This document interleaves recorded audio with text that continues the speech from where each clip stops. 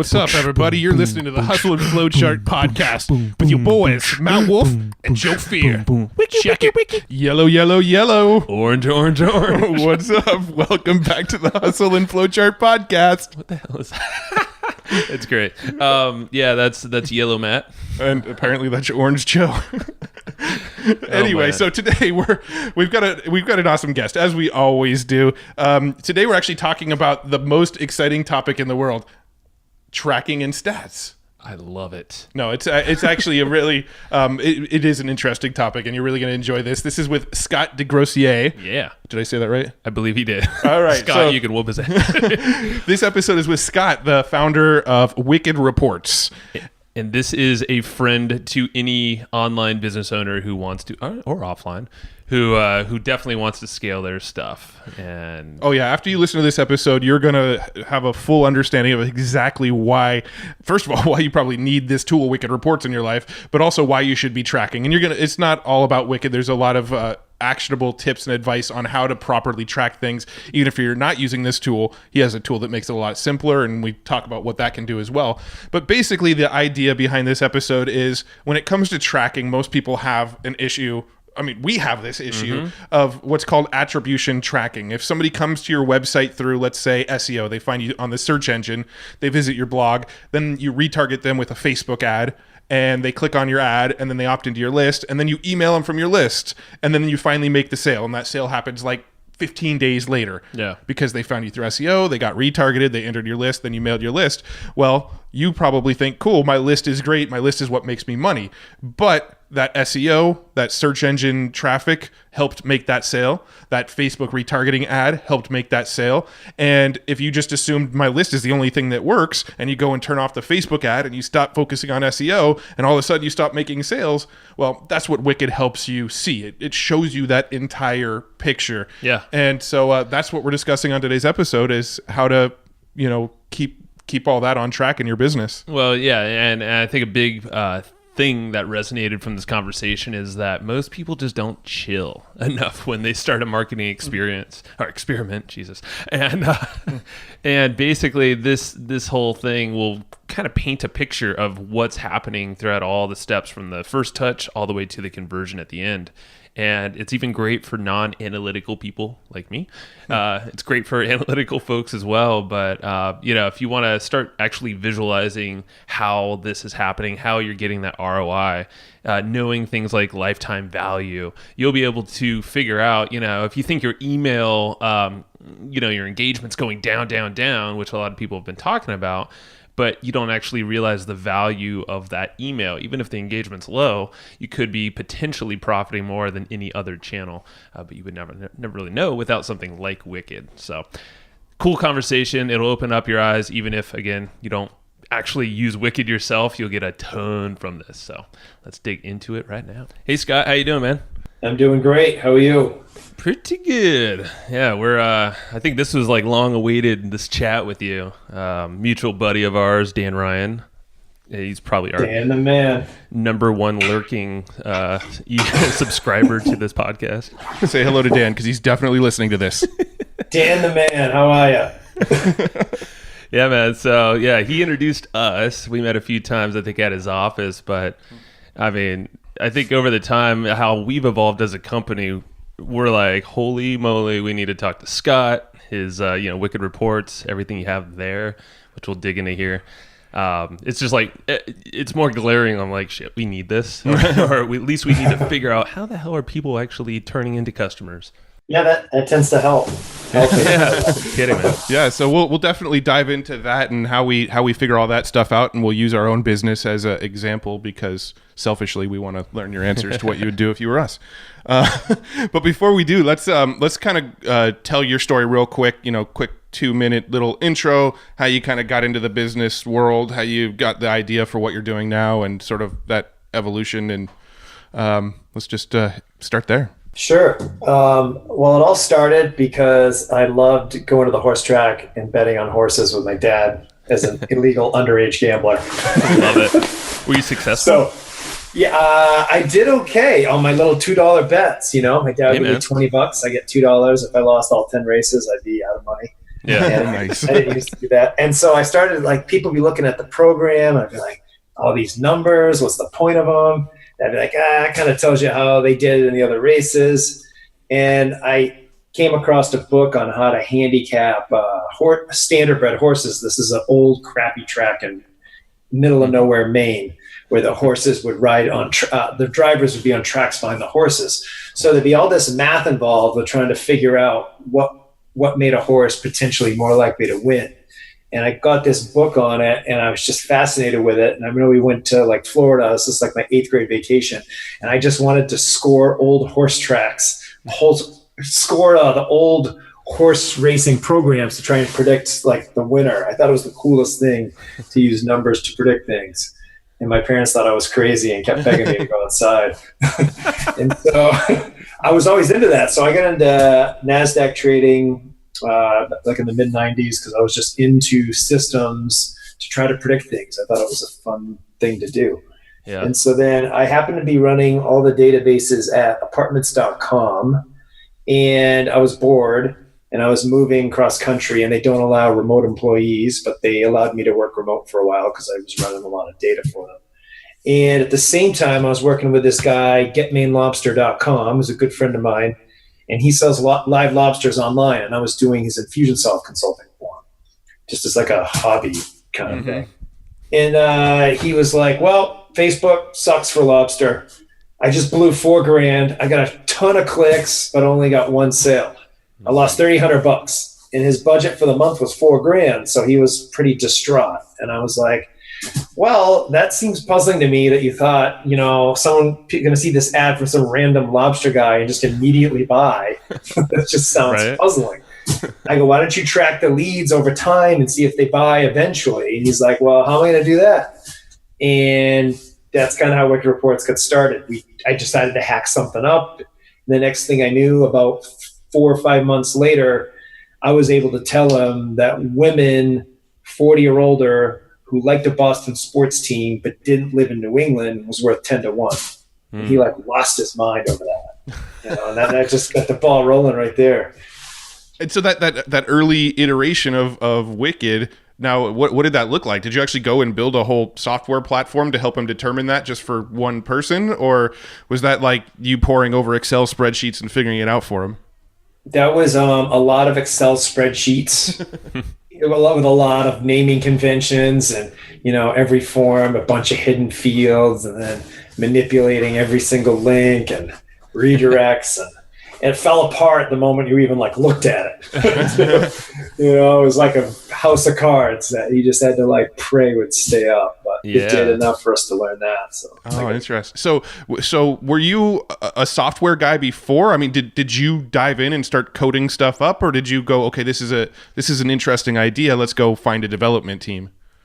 I wanted to prove out the concept first. My background is in data. I was the type of guy, when I was 8, I put my mother's Christmas card addresses and recipes on my Commodore 64 database. I just thought it was easy. It was just always easy for me to do databases. So when my first database job was at Motorola when I was 26 I think 29. And they didn't know what everyone was working on in the phone business because Excel only had 52,000 rows at the time, and it would crash. And they had 80,000 employees. They had no idea what everyone was doing until I could make a database to figure it out. That's so crazy. It just kind of was my background was data, and I just immediately he told me the problem, and pretty quickly I saw how I would store it and how I would name it. But at the first pass, I was just shoving stuff into custom fields and then mapping it through a ton of Excel to get the ball rolling, and it worked out. So how did that shake out, that first iteration for your lobster buddy? So now he's made 1.7 million in Facebook revenue off about 215K spend. Damn. Over 3 years. So he's just crushed on it. Facebook. Just on Facebook. He's made a bunch elsewhere too. Yeah. So, he was only one channel. He had Groupon that loved him for a while. Remember Groupon? They're like dead Those now. guys. Well, they were humongous. And in Chicago, where they were formed, it was like, and you never ate anywhere unless it was a Groupon. Like, it was just like, it was embarrassing if you didn't have a Groupon. Cheapskates. I'm one of them. Yeah. And so they loved him because, it was a higher ticket item. They could make a little more on their spread. And so once it started to go down, he was in a little bit of a pickle, but email marketing and Facebook and AdWords bailed him out. Look, you bring up a big point that a lot of companies, I know a ton of them, just our friends, local companies online, that totally got obliterated by Groupon as one. We're not going to go down that vein too far, but run their company on Excel spreadsheets or just random custom fields, but they don't know what the hell that means or how to put it together. So we'll dig into, I think you'd be curious to kind of want to talk about tracking and just attribution for any business. And I know obviously this spans the gamut. Your software is great for people actually doing a bunch of advertising. But how would we go approach, how does it look like attribution these days for a normal company online? They don't have it, or they're relying strictly on what the ad platforms tell them, which is generally last view, sometimes last click. Mm-hmm. And the problem with that, it's something, but it's just showing the last step of a generally 7 to 30, 40 step process. Mm-hmm. And so when people get frustrated online, the number one thing that I see in all my different Facebook ad buyer groups is people can't seem to scale their spend. Mm-hmm. And that's because when they see sales reported inside Facebook or AdWords, I guess we should call it Google Ads now. Mm-hmm. When you see it in there, it's a mix. Those are the last things. Sometimes someone viewed it, but then they bought off email. Sometimes they viewed it in AdWords and then they bought off Facebook. Sometimes the Facebook did really make the sale, but it ignores the fact that person got familiar with your brand or on your email list weeks or months or possibly even years before that. And that's where you found the customer. So when you increase your spend based on what the last thing was, you're not going to get the incremental boost because it's just a hodgepodge of data that wasn't meant to answer your question, which is, where do I find more customers? Yeah. It's just saying, here's the last thing they viewed in our platform within 30 days, which isn't, or the last thing they clicked on within 30 days. Yeah. So just to kind of give like an example from our own business, so that, and we still run into this issue ourselves to this day. So hopefully, we'll go down this route a little bit. But, some of our number one traffic source right now is from SEO. So people often discover us from searching something on Google. They find one of our links to one of our pieces of content. They read it. And then once they kind of hit our website, then they're on our retarget campaigns. We retarget with Google, we retarget with Twitter, we retarget with Facebook, all those types of places. So somebody might discover us from SEO, go to our site, leave, see one of our ads on Facebook, come back to our site. Maybe this time around, the second time, they opt into our list, and now they're on our list. And then a week later, they may get an email from us, click on that email, and then finally buy. Well, that whole path, it looks like, okay, the email is what made the sale, but there was a lot that led up to getting that person on our list. And, that's what we're talking about when we talk about attribution tracking. Mm-hmm. is how do we see that full path and kind of figure out what the sort of optimal path we want our customers to take is. Yeah, I call that, reverse engineering high value customer acquisition, which doesn't flow off the tongue. I've said it about 80 million times. So now I can say it. I still was like, hey, am I going to spit this out okay? We would say edit. So it's looking at, and then there's a lot of touch points. So you got to try to, you're going to drown in data looking at all of them. So how do you flush out the ones that provide the highest ROI with minimal amount of effort from the business owner to look at? Right, because you might run into issues too where you go, okay, this person came in through a Google ad that I'm running, and then maybe 2 weeks later they buy off of a Facebook retargeting ad. Well, you might find that you have a whole bunch of people coming into your sort of retargeting audience through a Google ad, and but none of them are buying, and then they're being retargeted on Facebook and then finally buying. Well, I might go shut off that Google ad because I assume that Google ad's not doing anything for me because everybody's coming off of the Facebook ad. But, I'm throwing the baby out with the bathwater by turning off the thing that drove the initial traffic. But without all the right tracking in place, how do I know that initial Google ad is what drove most of the clicks that led to the retarget that led to the sale. Exactly.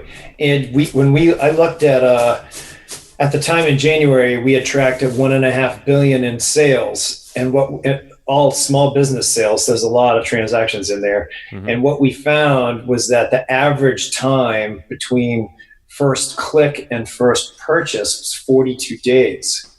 So, if that Google ad was 40 days ago, if your average, and it's 40 days ago, and then that retargeting, you'd lose it and turn it off.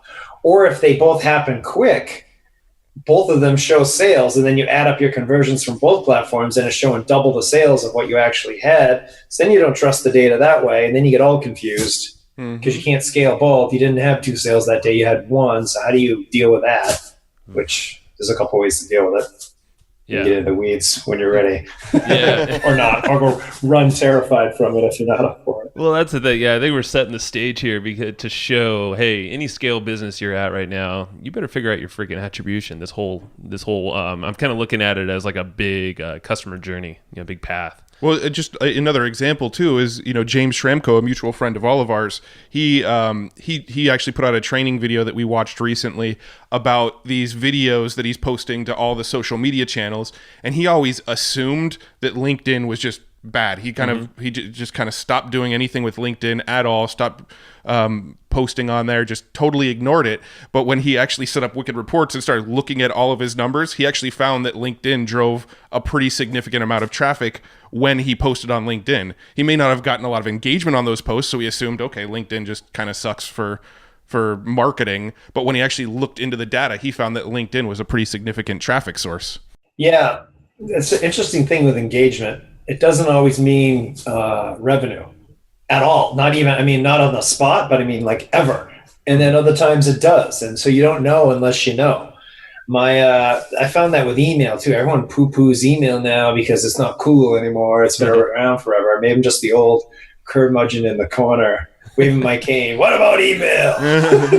But the truth is that people still making a lot of money on email, even if it wasn't that, even if they saw like the retargeting works as well, very well, but people will look through email. If they're hot to buy, they'll then go back. They're the ones reading your emails, or they'll go back through and search them to see if like your discount codes still work, or what was that deal, like an email 2 weeks ago. Now I'm ready to buy. Mark from Get Me Lobster had something I did. One of my very first digital marketer speech. I had him up on stage, and he had this one thing where he had sent an email out and got 1% click rate, which no one's going to run around and be bragging about their 1% click rate. But he made $9,000 on the email, which is that good or bad? You don't know. Well, Mark's average email was like a little over $2,000. So he actually made 4.5 times what he normally made on the email. So even though it had a 1% click rate, he made 4.5 times the money. Yeah. So it was a good email. So then he resent the same thing out to anyone that hadn't clicked, and he made another $9,000. So it was about his birthday, something about lobster and his birthday. I don't know. So he made $18,000 getting 2% of his list to click. Yeah, so that's amazing.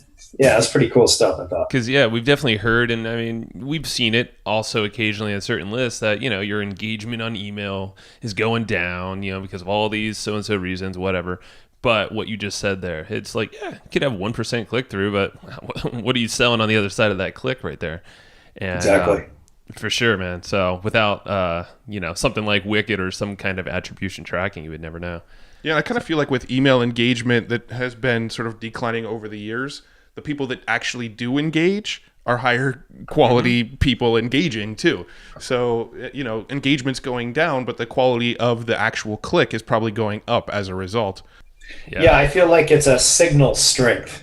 Like you open an email or you view an ad, that's one thing. But if you click, that's another one. That's a stronger signal because you're willing to say, okay, you've got me enough interested that I'm going to go actually see what you want me to go see. Yep. And then if they join your email list, that's a bigger one because now they're like, okay, I'm going to take all your annoying emails now, or hope that you don't cross my fingers that you don't annoy me. And then, of course, buying being the ultimate signal. Yeah, absolutely. So that's kind of how I tried to look at the different almost point values. I was going to give different signals in Wicked was when I go and interact, like I I hate joining an email list because I try to keep zero inbox. Yeah, me too. I'm sure as hell not going to take someone else's emails every day just to be nice, or because I'm curious. I'm trying to keep a clean inbox. So I'm like a crazy person about it. I'm trying to dial myself in. Yeah, Matt's got the zero inbox thing down. Well, so, I mean, I think Scott and I are actually pretty similar personalities as far as like sort of data numbers nerds. For sure. It's funny. This is kind of going back a couple minutes ago when you were talking about how you used to make spreadsheets. When I was younger, I used to use Visual Basic and Access, Microsoft Access. I had a giant comic book collection.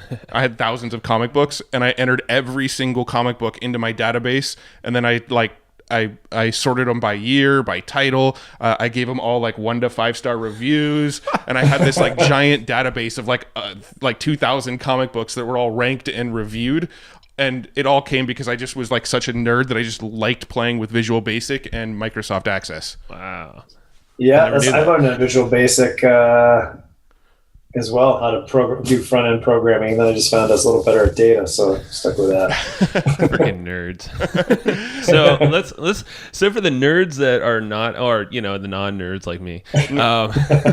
Yes, cool person. Yeah, the cool guys. No, I think I'm nerd too. But so for us non-analytical folk, I guess.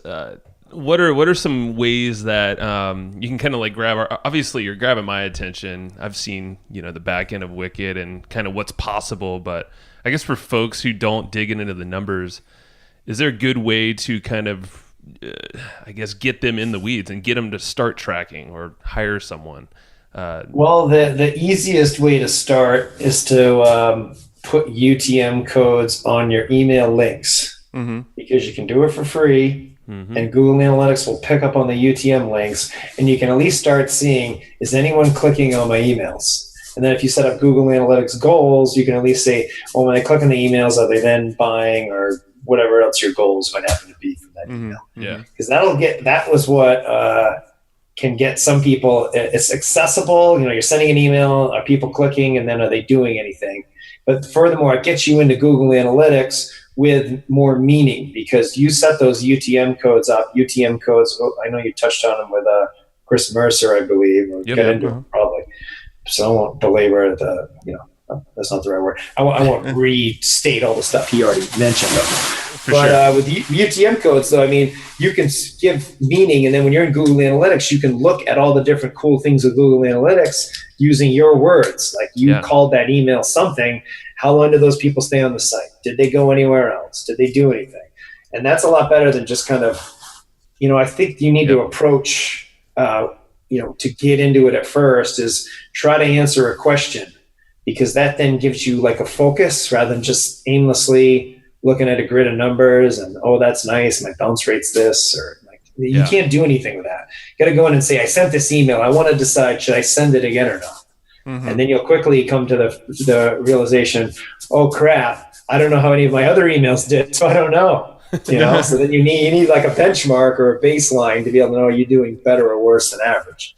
So we do a lot of work on that now to try to give people guidance. No, I like that, because my non-analytical brain loves exactly what you just said, is approach it with a question, because that's something I've always done. And, I have luckily Matt over here to do a lot of the tracking stuff and digging into the deep numbers. But if I can go into analytics or some kind of dashboard with some visuals, things are organized in my language, I can start to build a picture, at least a little bit in Google Analytics, of what's happening, what's just totally flopping, and what's the shit that I should keep sending and doing more of. Yeah, when we redid our homepage, when people sign in, it like our retention went up massive. It was good, doing well at the time, but it went way up. And we were trying to figure out what it was, and we realized, we changed our homepage. And what we did on our homepage, it was inspired by an ESPN article breaking down the NBA Finals. It was just this really cool. It had these different scenarios of, like the offense possession, or all the advanced NBA stats and cool visuals.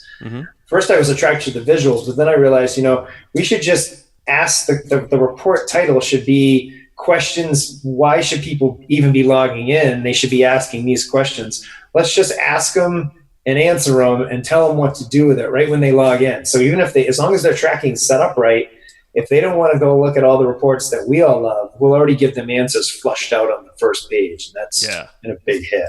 I like that. And I think the setup, I know that feels daunting to me, at least on the Google UTM side, all that stuff. But I know in the grand scheme, it's pretty damn easy once you set it up once. It depends on, when we get into setup, depends on your stack. Some stacks are quite easy and other ones are going to be some work. Yeah, for sure. What you got, Matt? I think you had a question there.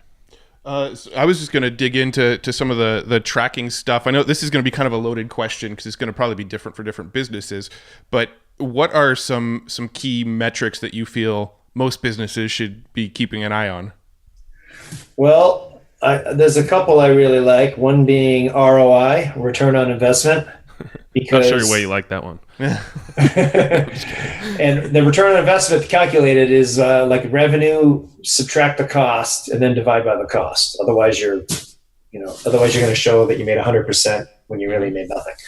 I like that one the best because it's a very clear thing of should you keep doing whatever you're doing or not. Well, you can't lose money forever, so you need to be making money, and ROI tells you if you are. So I like that one a lot. Lifetime value is another one, because in order to know what you can spend to acquire a customer, you got to know how valuable they are over the lifetime of them. And then you work back from the lifetime value to maybe what's the value in 60 days. And then if you want to make money in 60 days and a customer is worth $100 up to 60 days, well, you can't spend $100 to get a customer. You got to maybe spend 50 if you want to double your money. And then, you work back, you can mathematically work back to figure out what you can pay for a lead. And then you've got your tactical approach to your overall number strategy, which is, I've worked back that my customer is worth this, so I can pay this for a new lead because of my conversion rates all the way down. So now I got to make sure I'm getting leads in at that price or cheaper, hopefully. Makes sense. So, I love what you just said there. Is a mix of strategy, knowing your numbers, these key metrics, but then going back to the tactics. And then you figure out, okay, was it email? Was it Facebook? Whatever, and do more of that. Yeah, my Q4 is all about creating kind of like done-for-you playbooks that utilize the data and then give you the actions and then walk you through what to go do, because usually you need to give things like a week. So do this, wait a week, and then come here, look at these, and then either scale, chill, or kill. If it's doing better than normal, you spend more. If it's doing so-so, then chill out because, it's still bringing in money. And then if it's not, you kill it. And that all depends on having, the right looking at the right numbers, but then also having a benchmark so if you're doing better or worse than how you normally do. Because seeing all these different businesses are wicked. Things are so relative, Someone get 10 sales in a day and be ecstatic. Someone else would be like, jump off a bridge over it. Sure, right. It depends on what your business is and how much you're spending to get those 10 sales. Yeah, for sure. Now, so quick follow-up to that then. What do you think most business... let's see, how do I word this?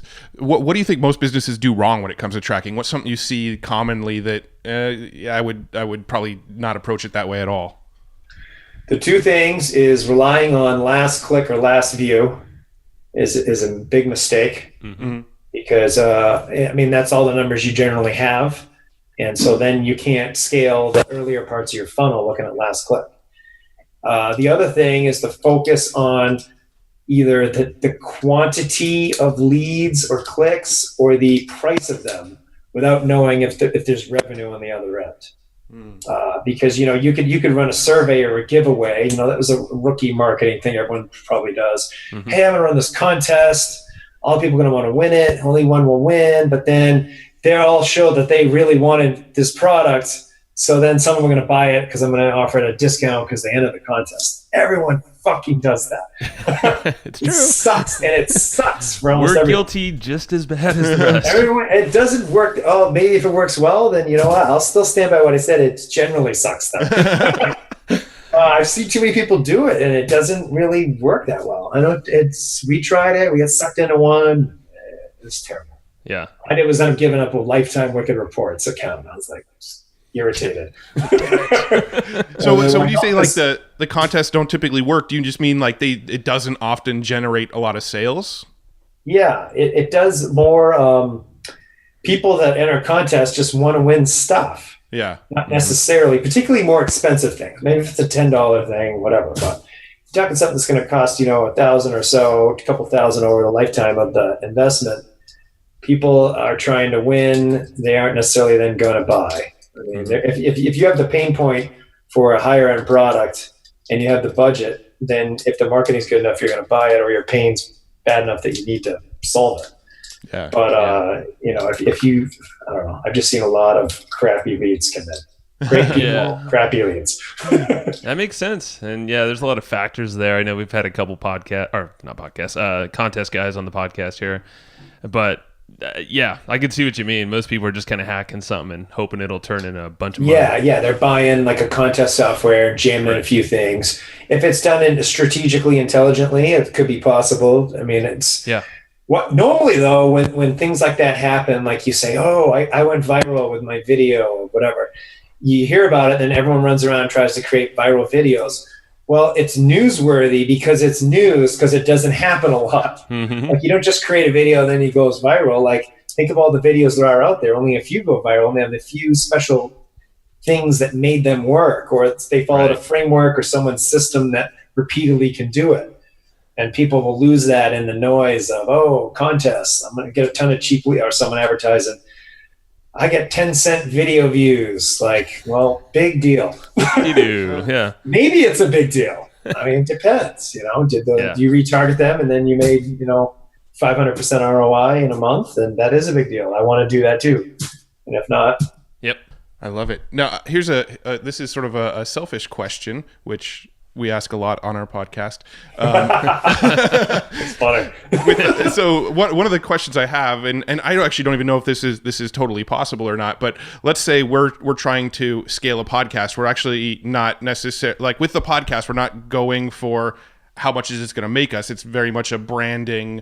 We're growing our brand, growing our audience through the podcast. Eventually, it will lead to sales as people enter our audience. But would you have any advice for someone on, okay, I want to scale this podcast. What should I be tracking? How should I manage that?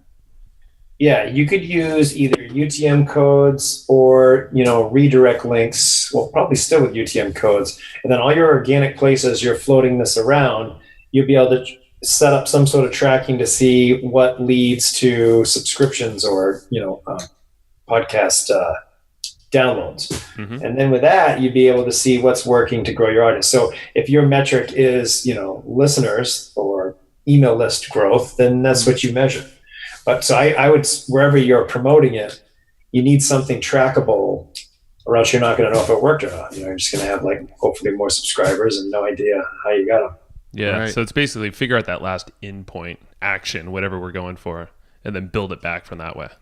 Yeah, and one of the things we're doing is we're trying to get listeners to our podcast. So what I've actually been doing, and this might be a good idea or bad idea. I'll hear your opinion in a second. But what we're actually doing is I actually have a conversion set for anybody who stays on the site for over a minute. So I'm optimizing for time on site essentially, because I can send a shit ton of clicks through, Taboola and Outbrain and Facebook ads and Google ads and all that sort of thing.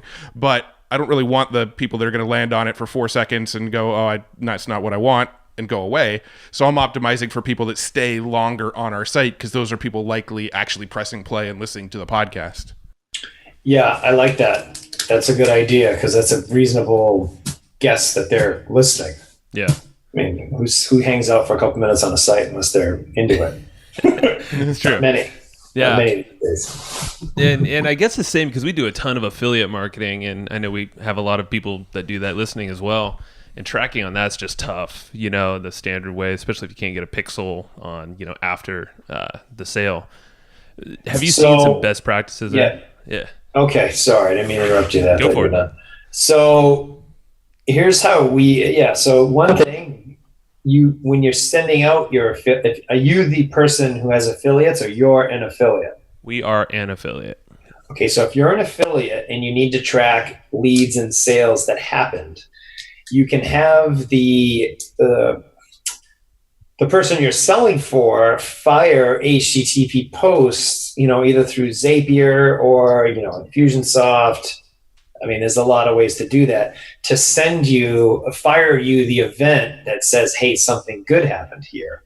So you can get indication that it's working. It's not done often because, there's a little bit of work involved and, no one wants to do that. But Right.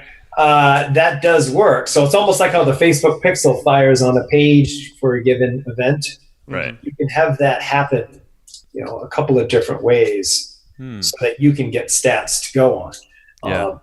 Yeah, that makes that's sense. one way to do it. I mean, the way we're currently doing it right now is we figure, we can only optimize up to our last sort of touch point.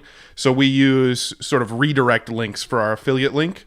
So we'll use a tool called Pretty Link for WordPress. Pretty Link Pro lets you actually put a code in, so this code fires and then redirects. So what we actually do is we have our pixel code on the redirect links, and then we fire that as a conversion. So when we're trying to optimize for conversions through affiliate marketing, we're just optimizing for that. Did they click on our affiliate link to go to the page where the sale's actually made? That's the furthest point that we actually can optimize for most affiliate products. So that's usually what we're going for, is that did they click to our affiliate link, all said and done. Yeah, that's pretty good. Yeah. That's pretty good. You could emulate, you could have the person you're selling for. Is there another way to say that? The affiliate E? I mean, we I just don't say even know what that calls. we always what say is the that? affiliate and the product creator. Oh, guess product so. creator. Yeah. So the product creator could fire off something for you at different points Yeah. if you identified spots you needed. It wouldn't show in your signal unless they could put it in your. Not sure if they could fire it to your Facebook pixel, but they could at least send it to you as data, depending on what system you're using. I like it. Wicked reports, we do those for random things like tracking, a lot of tricky things or things that happen pre-Wicked reports that they want in Wicked reports. They HTTP post it up, and that's how we get it in there. Yeah, I think this is probably a good transition into let's chat about Wicked Reports a bit and some of the capabilities. One of the questions I have is, so coming back to the affiliate thing, one of the things that you can do with Facebook now is you can actually manually enter conversions, upload a list of emails and say these all converted, and then, Facebook will try to match that data with any sort of tracking that came through and, try to attribute the conversions that way. With Wicked Reports, is that another option for affiliate stuff? If I have a list of emails that purchased, can it attribute back the sequences that they came through? It can if we have tracking during the time of the sale. Yes. Got it. Okay. We enable, that's called Facebook offline conversions. We enable that for advertisers, and we use it for attribution. If we don't have a last click, we'll use the Facebook last view, which I think we're the only ones doing that out there. I worked a lot with Facebook on that. But yeah, no. So if we have tracking, we can match it up to any event you send us, no matter how far back in time, as long as you're a customer of ours. And if we don't, you can tell us what you want the tracking to be, and we can create it. So if you had some tag structure that said these 100 people came from Facebook campaign number 3, you could shove that up and see all the ROI numbers and everything in Wicked. Got it. So let's real quickly let's step back and give a real quick explanation of what Wicked Reports is. What's the sort of elevator pitch for what it is? We're a data-driven marketer's playbook to grow your business faster. And we like to think of ourselves as like the video game cheat codes for marketers. Because if you have the numbers dialed in, you can quickly see where you should spend and where you should stop spending. And so how we do that is by tracking a lot of things that go on and then aggregating all your data from your CRM, ad platforms, emails, service providers, and whatever other clicks you have going on, and kind of cobble it together. Then we have these patent pending attribution models based on that answer questions of things you're trying to do in your market. For example, where do I find new leads that buy is a question, every marketer asks every day and wants to know the answer. And so how we answer that is with something called first opt-in attribution, which means we track what makes someone become a new lead for the very first time in your CRM. And we look back and see what click that was. And we hold that point in time because we know that's what made them as a new lead. And we also hold the costs of whatever it took to get them and hopefully hundreds of others or thousands of others. And then as they start buying months down the road, we kind of retroactively update the ROI and revenue of that lead gen campaign, because most people don't, run a lead generation campaign for that long. And it's usually a lot shorter than you think that they run it, because the people don't buy quick enough. Right. And so we do a lot of work around preserving steps that happened, and then trying to cut through all the clicks and views to say, what's the most important things that we can show you that you can spend or stop spending and make more money. I like it. Yeah, and that's all. I mean, it's amazing stuff. And I want to build a picture here, and you can help me here.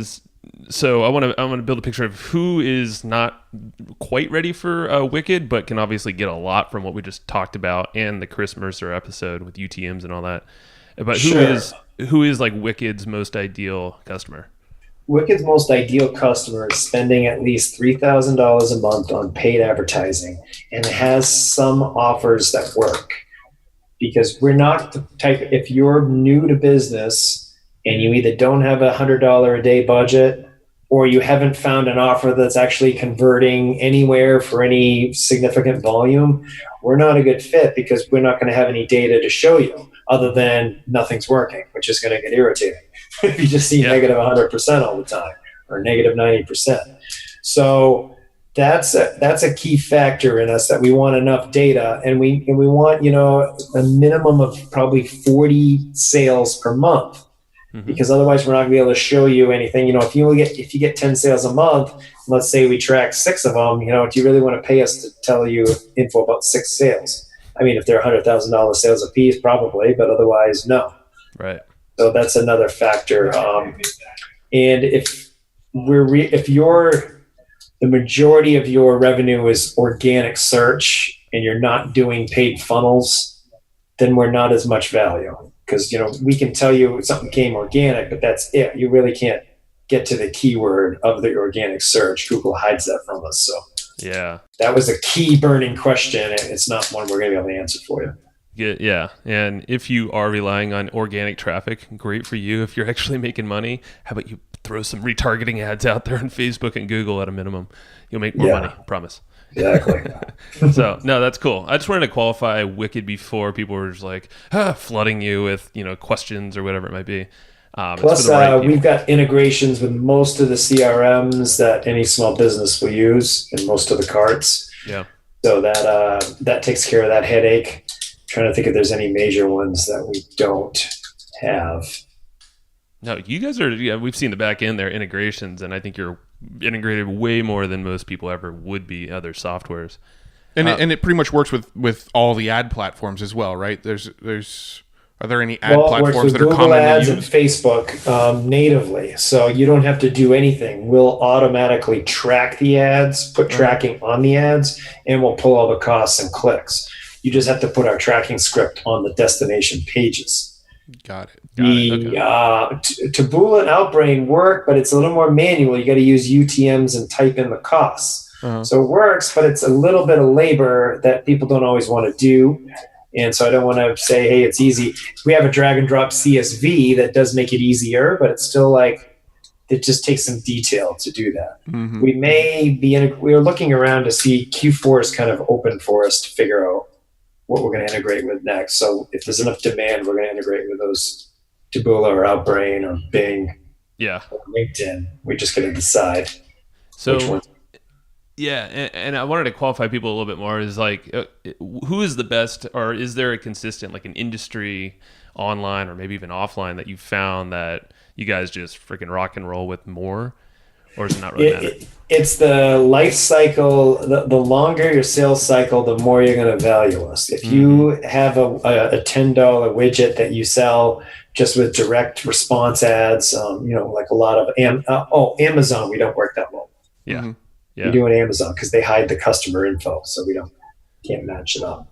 All our stuff's based on verifiable orders and verifiable leads, and we can't verify the sale of Amazon. So. Gotcha.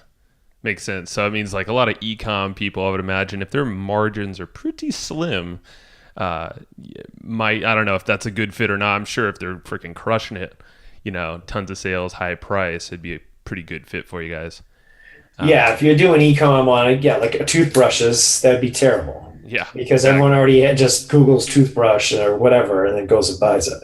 For sure. So there's not a lot of journey to deduce. What's that? I said your profit margin's probably 15 cents a unit. Exactly. So find a new business. Yeah. Tight margins and commodities are not good for us. No, thank you. Well, what are some quick wins? Like if someone were to get their tracking going, like is there a common thing? And obviously ROI, I would think would be a big part of this. That you recommend folks, like if they sign up to Wicked, they start to see their numbers for the very first time and they're like, holy shit, like this thing's popping off. How do you help them spot that, or how should they spot that? So we have a checklist that takes over the app initially for the first 14 days where people pick a focus, and it could be, any ad platform or email, and then they pick a strategy. And the 4 we have are that we ask them on are you trying to do branding, new lead gen, retargeting, or last click sales? Not that you can't do all of them, but we try and have them orient their brain around which thing are they trying to work on first. And then we pay them $100 if they make a decision in that area within 14 days, which most people do. And so the first thing is to pick a focus, because otherwise you can get, distracted. There's a lot of stuff you can do. But the wow usually happens in that 2 weeks. If they're trying to run like cold traffic lead gen and they run it for a week and then turn it off, and then all of a sudden they see sales even though they're not spending. And they're like, wait a minute, I think there's a bug. I'm seeing sales and I'm not spending. And then we explain to them, no, the leads are buying now, and you might want to turn it back on. And we show them like the ROI over the time. That's usually a pretty exciting moment for people. And that's when they get what we do and tend to love it, if that happens, assuming their leads do buy. Yeah. Sometimes they don't. Then they're like, oh, it's got to be something wrong. And we're like, oh, show me some leads that bought. I'm like, I don't know any. Well, it seems like, I've heard you say this many times, and it's that chill. I feel like people don't chill long enough. They probably just expect, through show ad, I get buyer. Show ad, I get buyer. It's like, no, bro, it doesn't work that way. Oh, yeah. I mean, that seems to be a pretty common thing is people will set up an ad, 24 hours later, go look at the ad and be like, holy shit, my cost per click is $7. Fuck this, I'm out. And then... Right. Yeah. And, I mean... You didn't give it enough time to optimize, obviously, but also, like you're saying, most likely most businesses' sales cycle is a little bit longer than they probably think it should be. Right. Yeah. So what we're trying to move to, we've kind of moved towards with our design and our visual display of the journey is showing people where the revenue occurred, like what funnel point it is, so that you can then constrain your targeting so that it matches certain spots, like steps in your funnel, because then you'll get higher ROI through the roof if you can do that. And then also, then you can feed the algorithms, the AI, just on those funnel steps, and then they get really good and can take over if you can hang in there long enough. If you're converting enough to hang in there, then you can get the big ROI. The campaigns that run the longest make the most money because the algorithms figure it out. As long as as long as they're doing decent, they'll do really well over time. Not only from the repeat business, but also the algorithm gets smarter and smarter the longer you can let it run. I think that just right there, like recently, at least for Matt and I, because still to this day, we don't have our tracking totally dialed in. That should change soon with Wicked reports. And but the whole thing is, I think the aha was the chill, but also how just sticking with it and how much more money you can make with something if you feed the algorithms, if you know your numbers, more or less where they're coming from. Your business can completely change very quickly. Yeah. Well, just from being the number. So in our business, I'm sort of the numbers guy. I'm also the media buyer for our business. So that's pretty much what my head is focused on every day. And I find it difficult to scale retarget ads because, the retarget ads are only as good as how many people you can put in that audience. And the thing that I never really have a good idea on is what things are best driving people into that retargeting audience, right? I know my retargeting ads work once somebody's on that audience, but I don't know, we've got traffic coming from SEO. We've got traffic coming from Google ads, Google Display Network, Twitter ads, YouTube ads, Taboola, all this stuff. We have traffic driving in, and my mentality is just as much traffic as I can drive into getting on this retargeting pixel and then let the retargeting pixel do the work. But I have a feeling I could probably save us loads of money if I knew which of those initial cold traffic sources led to that final retarget sale. Yeah, well, you could start, if you had enough volume, you could have your retargeting audiences split up and include the UTM source equals Taboola, for example, and find out if Taboola traffic is shitty or ends up being good. And then do the same for, even if you just did it at the source. So if you had your 6 different sources, you could find out. And then also possibly exclude your email list from those, and then separately retarget your email list on its own to see if it's really just your juicy email list or your podcast listeners. You got to segment them all out, which takes if you're doing all that, you'll know how to do that. We do in Wicked Reports, we have, are they on my email list, but they haven't booked a demo? And then, okay, have they booked a demo, but they haven't bought? And then that's a different sequence. That's a different retargeting campaign. And then I queue them up between email, Facebook, and AdWords. So I'll be the same type of message for the week. So does Wicked Reports actually help you create the audiences for Facebook too then? We don't yet. We might get into it because after creating them, I realized, man, that's not very hard to do from the API perspective. I was kicking it around. I haven't decided yet. Not yet, though. We can influence you, maybe. But I mean, just using Wicked without having to create, let's say, 7 or 8 different audiences based on the original cold traffic source, I could use Wicked, and Wicked would help me flesh out that data without needing to create all those different ad campaigns, right? Or those ad sets.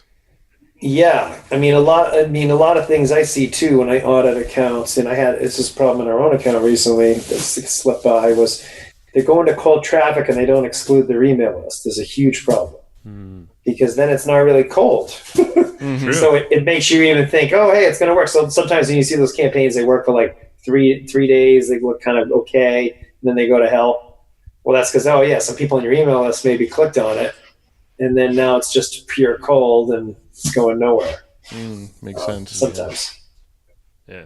Oh, there's so much there. So here's a question. I don't know if there's a good answer to this because it's probably different for all the different businesses. But has there been a sort of traffic source that has presented itself through all the data that's being collected? Has there been a traffic source that's been surprising to most people that use Wicked? Well, I know Shramko had one that I'd never heard before. His help articles. I couldn't believe he tracks his help articles, which was awesome. And also, he's like, they were one of his top sources. People that are clicking around on his help or his like resources, that was a prime thing. So they put a lot of effort into those, I guess. And that showed, hey, keep doing it. Or do it, even double down on it. Yeah.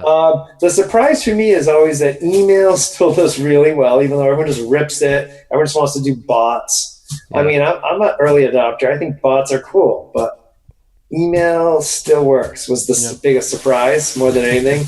I mean, but also the other thing is that everything's relative to your business. Yeah. Right. So you got to get stats and try it out. You see some guru, or even I'm not a guru, whatever the hell I'm talking about. You say, oh, Scott said this must be gospel. No, it's just been what's worked on the people I've seen. There's always going to be your unique moment in time with your audience that based on the way you're doing your message. That's why you got to track your own stuff, because it's going to be slightly better or worse. It's not like, like the Machine by Digital Marketer. I would download that email sequence, send it out. It worked for varying degrees depending on all sorts of factors. It wasn't an automatic win for everyone. Right. It depended on who used it, how they applied it. So that's why you got to get your own stats to decide whether it's working for you. 100%. Yep. Now, another question I wanted to ask quickly as well is I want to touch on your onboarding sequence in your business. I know you've got a pretty interesting way of onboarding people that's different than you typically see, and you kind of already hinted at it earlier, where you give somebody $100 just for taking that step one. Could you kind of walk us through that a little bit and what people could expect if they're going to grab Wicked? Sure. We overhauled it this spring, and it's our churn went down 400%. So we knew it worked.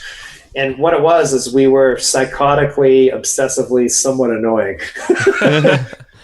If you didn't do what we told you. And the reason why is, we're not cheap, and you need to use the data to make a decision, or else why are you paying us? Right. And so we first said, okay, we need them. And we saw online, I read a lot of, I was reading a fair amount about that topic because it was our onboarding. I didn't love it. And they all said, you need that aha moment. And I was like, well, that doesn't happen with Wicked Reports the first day unless you're ActiveCampaign or soon to be MailChimp. If you're ActiveCampaign or MailChimp, we can provide historical email revenue for every email you've ever sent. So that's pretty awesome. You can say, hey, I sent an email 6 months ago. I think it was good. We'll tell you after like a day. So that's awesome if you have one of those two systems. Sure. That MailChimp functionality is coming out in about a week or so. ActiveCampaign's already there. They have an incredible. Well, by the time this goes live, that should be out then. It will be. Yeah, that'll be live. And so I was like, okay, there's a delayed gratification because you got to go. We have some predictive behavior stuff we can do in your orders, things that are cool.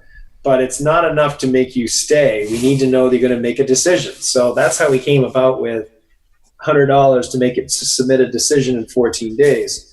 But then there were key steps that you had to do. And how it used to be was you signed up, you watched a super long video, and then you had to go do it all. And, that was like, our customer support people have to get on like 2-3 calls with people to make sure they even tracked anything, just because they'd be like busy, you buy it and then you're busy and I don't want to watch this video. And then you had no idea what to do. Just log in and see like no data and you get all irritated with Wicked. Yeah. That's how it was for like 2 years.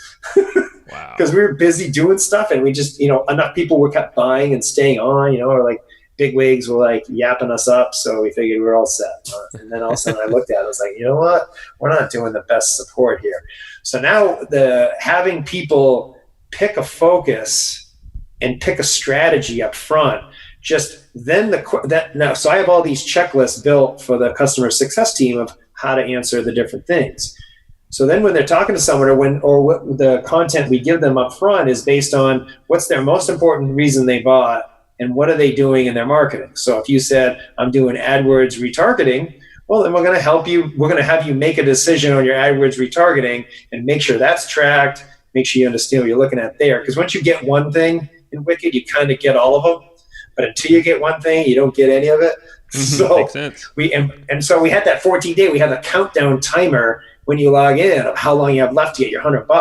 Because we run basically a deadline funnel on our customers to take an action. Because we know if they don't take an action, they're going to be like, oh, screw it. Sure. So we just kind of embrace the reality, and it's made a big difference. And then you can unlock. You get a one-on-one call with someone. We put it in the middle of the checklist. I think it's like a 12-step thing. One of them's like join our user group. One is install our Chrome extension because we show the data inside of Facebook. If you're clicked on a campaign, we look and say what campaign it is and what date range, and we show the ROI report inside of Facebook. It slides out in the panel. It's pretty cool. Yeah. Well, we want to make sure, some people are like, oh, wow, that's cool. How long you had that? Like, shit, we had it for 3 months. Like Ollie Bilson. He has like a bunch of Wicked accounts. He didn't even know. Yeah. So I was like, shit. I was like, we're just going to have people do it and have to check it off to get to their money. Yeah. And it takes like 2 seconds. But just so making sure, you don't want to assume anything. And so that made a huge difference. But also if people aren't doing it, then we have auto emails going out. Hey, you haven't authorized like your CRM. Because if they don't authorize and pull in the data, we're dead. It's useless. Our whole thing is reliable, verifiable data. Well, if we don't have your revenue data pulled in, we can't help you with anything. So we have to get that right. I love the onboarding, and I like that we're bringing it up here because I would say it's a good 95% of tools that people invest in, especially if they are really committed to growing their business with that tool, not just fly by night. I'm going to try this thing. All right, cancel it in a couple months. It's like, no. If you're actually going deep on this thing, you want to know and be guided by experts to actually do it right from the day one. And I think it's just a lot of people just kind of lose interest after, a week dicking around with the tool. You're like, oh, this looks like a really cool dashboard. It's like, no. Yeah, we're not a dashboard tool. Not a dashboard, I know. And I could see people just seeing like, oh, cool stats. Like, no. Attribution. It's more, I'm realizing it's more of a framework to approach your marketing than it is a dashboard tool. So we never claim we're a dashboard tool, but at the same time, we struggled initially with our marketing to figure out what should we call ourselves without being 25 words, and we're still refining that. I think data-driven playbook is where we're headed. I like that. But then there's the platform part of it too, so I'm close. Good. I love that. I love that.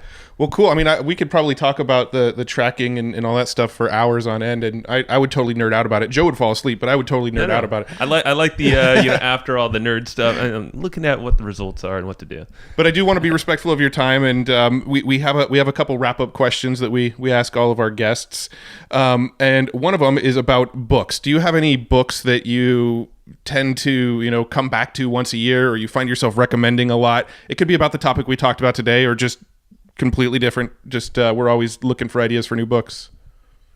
Well, two spiritual books I like are The Course in Miracles and The Surrender Experiment. They'll totally, potentially just change the way you view life. So I would be remiss not to recommend those. Nice. Business-wise, Rocket Fuel really helped. Mm-hmm. That's a good one. Yeah. Rocket Fuel really helped. The E-Myth, I've read that one probably 5 times. Mm-hmm. And one you may not have heard a lot. Oh, crap. Let me Google it because this guy by Robert Fritz. Oh, The Path of Least Resistance. There's a book in life about that, and then The Path of Least Resistance for managers. And his idea, which is genius, is that reason why people, start to move forward either in life or your business starts to move forward and then goes back, oscillates back and forth, is because you have you don't have them set up a structure or a goal framework that's going to work. I don't think I did justice to that. Maybe I'll explain it different. Yeah. Well, so a company will say, "Oh, we got to invest more in R&D," and then they'll invest more in R&D, and they'll start to cook up some new products. But then they'll be like, "Oh crap! Now we need to make the number this quarter. We got to cut R&D," and then they have no more new products. Or sales says, we need more leads. You get a ton of more leads. And they're like, hold up. They make a bunch of sales. And onboarding is like, holy crap, we can't support all these customers. Slow down on the market. Yeah. And you slow down on the market. And so that happens a lot. And so what his premise is you got to have one overall goal and then sub goals that have to support the overall goal. Oh, I love that. So that sounds right up our alley. You've got to nest. Yeah, you guys are the flow chart. You got to nest your goals so they can't conflict with the higher goals. It's like if I say, we want Wicked Reports is going to be $10 million company. Mm-hmm. Okay, well, that means 4,000 customers. So then if we're going to have 4,000 customers, we got to have a tech architecture that supports it. We got to have customer success. We got to have an onboarding. All those other teams have to consider that goal in their goals. Otherwise, they might do a bunch of decisions that don't support it that we're going to have to scrap. And Makes so sense. It really helped me think, and it panicked some of the team with the goals that we had. So it's like, well, okay, now we got to scale it. And that made us, build things differently. It's essentially like what you do at Wicked is like, you define the goal and then you kind of track the path, but know what's involved there. And this is just, in the bigger picture as a company or life, like you said. That's cool. I like that a lot. Strategy and tactics combined. So wrapping it up, where can people go find you and definitely, check out Wicked? Well, I'm on your podcast. We got wickedreports.com/hustle. Right on. Cool, man. Yeah, that's going to give you, I think that pipes you to some good information. I know you guys have some help there too to answer questions and get people kind of interested in seeing if they are qualified, ready to take the leap with you. Yeah, and I mean, we're about to be customers. We're pretty much sold on it because I've pretty much aired my frustrations with tracking on this episode, and it sounds like we need Wicked, so. For sure. Awesome, Scott. Well, thank you, man. Thank you. Thanks for having me. It was a great time. All right, buddy. See you later. See ya. Hey, thanks for listening to the episode all the way. This was it was definitely a masterclass in tracking and how to do it. You can do it yourself. Obviously, there's tools to help you out, i.e. Wicked Reports. But for those of you that might have not done tracking before, it could have been a little heady. Yeah, I know for sure. Like when I first got into analytics and attribution and all that fun stuff, I was like, oh my god, oh my god, yeah, oh my god. So luckily, Matt is not like that, but But the fact of the matter is that this Wicked Reports whole suite, this massive software that Scott and his team has built, has made it where it's best of both worlds. So, you set up all the tracking, you do everything pretty much what Scott was saying. But the whole thing is that you can approach this now with an investigative eye, with a question. You know exactly where to focus along this whole customer journey that really was invisible to you prior to. Yeah, and I mean, just to reiterate, the big thing, the absolute game-changing concept about this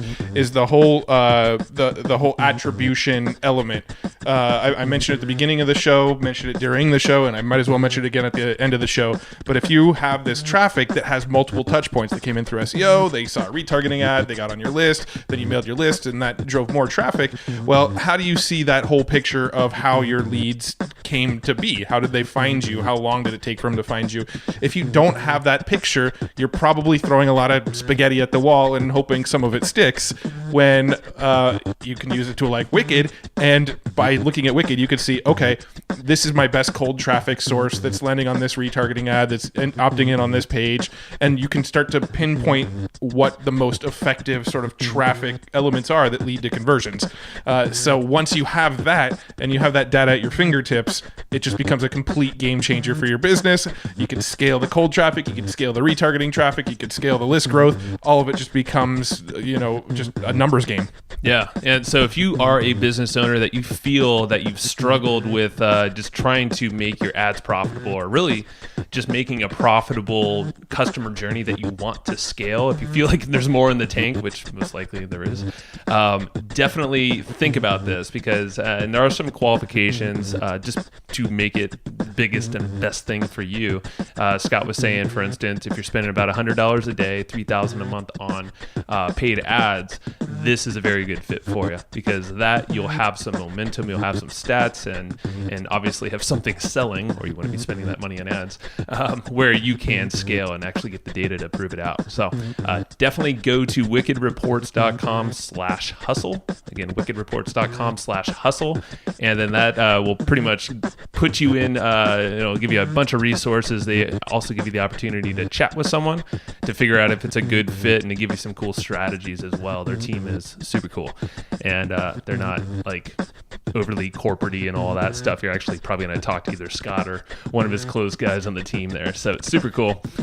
This is the time to get in. So if you have any questions on that, definitely reach out to us. And Matt, that's it. Check it out. If you haven't already, go to hustleandflowchart.com.